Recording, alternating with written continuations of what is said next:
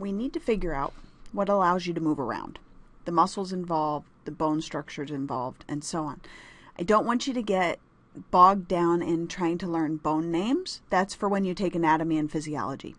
What we want to think about today is generally how the skeletal system is put together and how your muscular system, in particular your voluntary skeletal muscles, help that system and work with that system to let you move around.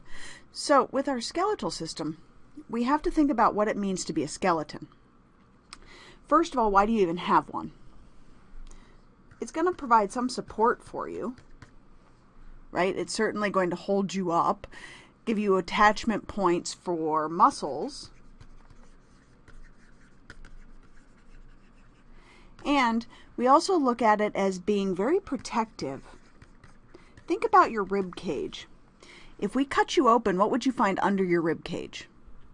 Heart, lungs, vital organs, right? So your skeleton actually provides a great deal of protection of your internal organs. We have a couple of different types of skeletons that we see in animals. You have what we call an endoskeleton. So endo being inside, so that's your skeleton on the inside. We could have an exoskeleton when we look at bugs, arthropods, those kinds of animals. Exo is outside, so they have a hard casing on the outside of them. But we also have a third known as a hydroskeleton. So hydro is what? Water, right? So the hydroskeleton is actually a skeleton that is maintained by water pressure. So it's very, very different than what we're used to. This system allows the body to hold fluids under pressure and give structure and support. Now, these organisms, worms, corals, things like that, are certainly not under the same gravity demands and stress demands that you are with your body and your need for the skeletal system. But for these animals, it actually does act as a cushion. So it protects against shock to the system. It does give shape, most certainly. And it's going to provide some support for basic muscle function. We certainly are not looking at the complexity of your system in these organisms, such as our hydra here, but it does give them enough to maintain a three-dimensional body shape. These things are not flat. They do have structure and support to them. With our exoskeleton, these are our rigid external skeletons, typically made of chitin, and some in our mollusks will actually be made of calcium carbonate. So basic structures that are hardened by these other materials. When we look at exoskeletons, one of their big downfalls is that they actually have to be shed before the organism can grow. So that means for some period of time, these organisms are going to be without any protection, such as our crab here.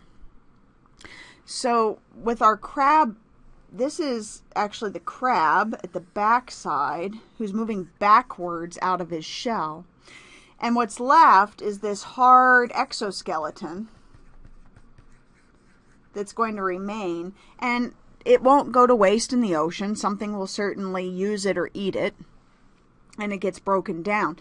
But when our crab backs out all the way from his exoskeleton in order to grow, we have to look at this animal as being very, very vulnerable to the environment at the moment, because in this state, he's in what we call a soft shell state, meaning that it is not a hardened crab shell like you think of. Instead, he is very, very soft and pliable, almost like a basic kind of cartilage to him. So it offers some protection, but certainly not what the shell does. So for a few days until his shell calcifies and hardens up again, he's at risk. Now we also have some other organisms that don't necessarily shed that exoskeleton, but certainly do have one in our snail here.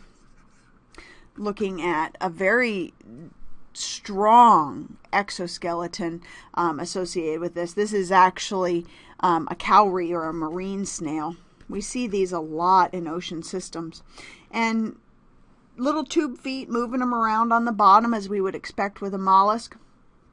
And this nice hard exoskeleton shell that he's going to use as protection and as a home. Different from your endoskeleton. Your endoskeleton we typically look at as being primarily hard with our bones, but we also have to think about all of the supporting elements. So we look at cartilage. Okay. We look at the attachment points for things like tendons, ligaments, lots of different types of structures to help support that skeleton.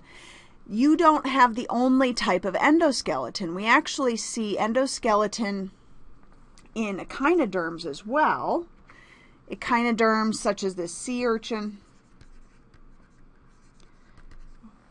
have this endoskeleton because what we're actually looking at as the skeleton are these hard plates. So the image on the right is just our sea urchin with all of his spines removed, and these hard plates offer a huge amount of protection for this organism.